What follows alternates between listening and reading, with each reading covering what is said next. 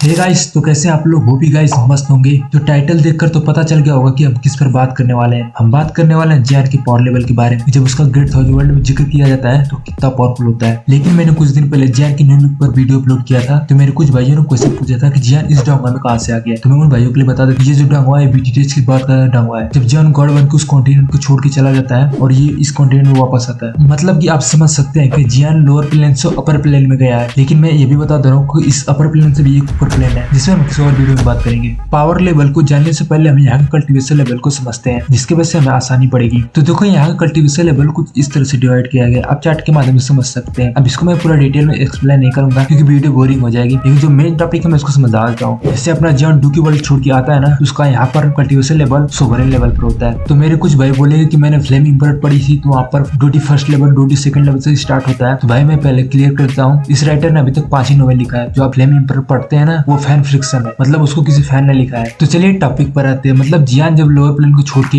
इस प्लेन में आता है तो उसका पावर लेवल सोवरेन लेवल होता है। ये कैसे पता चला? अगर आपने द ग्रेट लोअर नोवेल पढ़ी होगी तो इसमें एक व्हाइट ड्रैगन सोवरेन होते हैं, जो मुचिन को बताते हैं कि अगर तुम्हें स्पेस के माध्यम से लोअर प्लेन से अपर प्लेन में जाना होता है तो कम से कम तुम्हें सोवरेन लेवल का पावर चाहिए होता है। तो यहाँ से हम अनुमान लगा सकते हैं कि जो अपना डोडी स्टेज होता है वो सोवरेन लेवल के बराबर होता है। तो जियान भी यहाँ पर कल्टीवेशन करता है और हेवनली फ्लेम को ढूंढने के लिए निकल जाता है। जो यहाँ पर ढूंढते ढूंढते वो फायर टेरिटरी में पहुंच जाता है। वहाँ पर इसने हेवनली फ्लेम के लिए पूरी फायर टेरिटरी को बर्बाद कर देता है और खुद की अपनी इंडलेस फायर टेरिटरी बनाता है। तो अगर हम यहाँ पर बात करें इसके कल्टीवेशन लेवल के बारे में, तो ये हेवनली सोवरेन स्टेज पे पहुंच जाता है। हेवनली सोवरेन लेवल को भी कैटेगरी में बांटा गया है, spirit grade, immortal grade and saint grade. तो जियान जो होता है उसका power level heavenly sovereign level के सेंट ग्रेड पर होता है, वो भी लेट फेज में, क्योंकि जो मुचिन की मदर भी होती है वो भी सेंट ग्रेड पर होती है, लेकिन वो इनिशियल फेज पे होती है। अब इसको समझने के लिए मैं आपको एक स्टोरी बताता हूँ। जो मुचिन होता है वो ट्रेजर की तलाश में एक छोटे से वर्ल्ड में गया होता है और उसके साथ जोजो भी होती है। अब जोजो कौन है? ऑलमोस्ट सबको पता होगा भाई, वो जियान की लड़की है, वो भी मुचिन से मिलती है। ये भाई इन लोगों का ना जो मिलती है ना, तो बहुत फनी इवेंट होता है। अगर उस पर वीडियो चाहिए तो भाई बता देना। तो ये उसके साथ गया होता है और वहां पर ना एक विल क्लेन का बंदा आ जाता है और आते ही ना उसने पूरे स्पेस को सील कर दिया होता है, मतलब कोई मैसेज इधर से उधर नहीं कर सकती, जिसकी वजह से जोजो अपने फादर को मतलब जियान को मैसेज नहीं कर पाती और ये लोग यहाँ पर फंस जाते हैं। अब यहाँ पर तो बहुत कुछ होता है, लेकिन उसको डिटेल में एक्सप्लेन नहीं करेंगे क्योंकि हमारा टॉपिक दूसरा है। तो जो इविल क्लेन का बंदा होता है ना,